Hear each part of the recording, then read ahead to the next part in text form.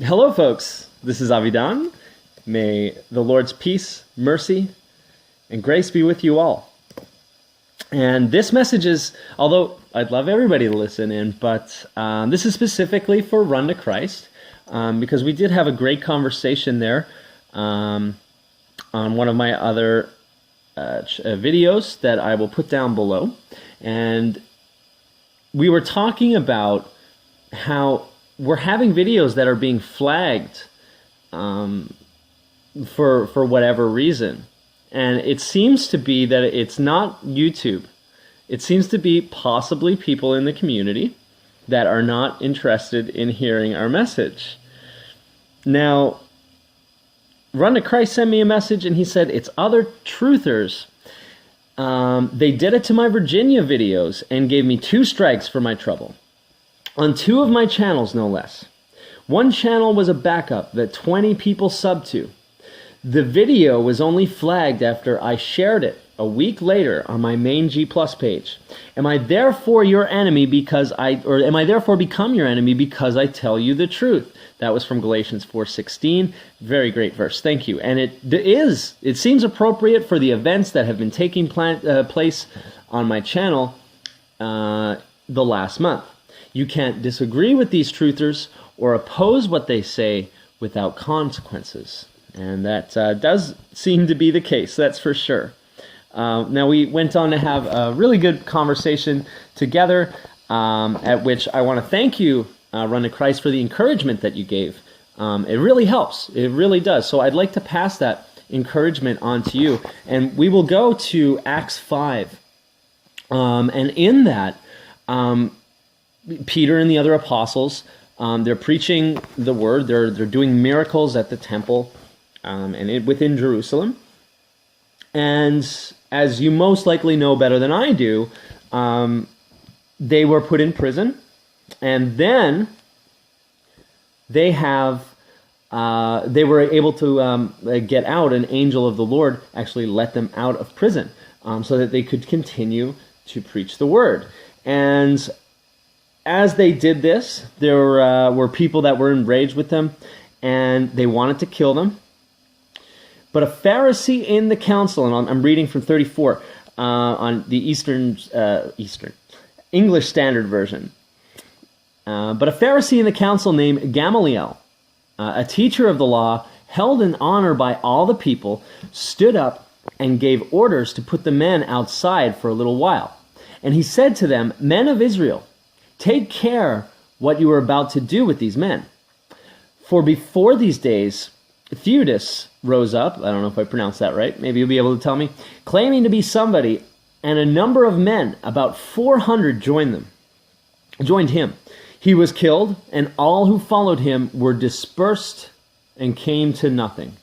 After him, Judas the Galilean rose up in the days of the census and drew away some of the people after him.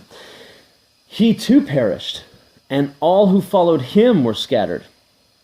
So in the present case, I tell you, keep away from these men and let them alone. For if this plan or this undertaking is of men, it will fail. But if it is of God, you will not be able to overthrow them. You might even be found opposing God." So they took his advice, and when they had called in the apostles, they beat them and charged them not to speak in the name of Jesus, and let them go. So you had these guys thrown in prison, threatened, beaten. And what did they do when they left the presence of the council? They were rejoicing that they were counted worthy to suffer dishonor in the name, or for the name, And this is Christ, this is Jesus, this is truth. This is the truth that we understand, that we believe in, and we have faith in. And I just want to make sure and to encourage you to rejoice that there is somebody most likely literally stalking every one of our videos and trying to get rid of that message because they're so afraid of that message that it could get out, that it could damage their own reputation. They're so afraid of that they have to be on you at all times. That right there, that's when we go back to Matthew 5 and the Beatitudes, that we are to be rejoicing when we are persecuted for righteousness' sake. And I can only imagine that day when they left the council. After they were beaten, they were rejoicing. They were so happy that they actually suffered for the name of Jesus. They suffered for the name of truth. And I'd just like to pass on that encouragement with you, because you deserve to rejoice. And not to be downhearted just because we have people out there that are so afraid of the truth that is given to you right now, or that we are giving out in the name of Jesus, that they would actually go out of their way and do this. Rejoice! Anyways, I think that's all I have here right now.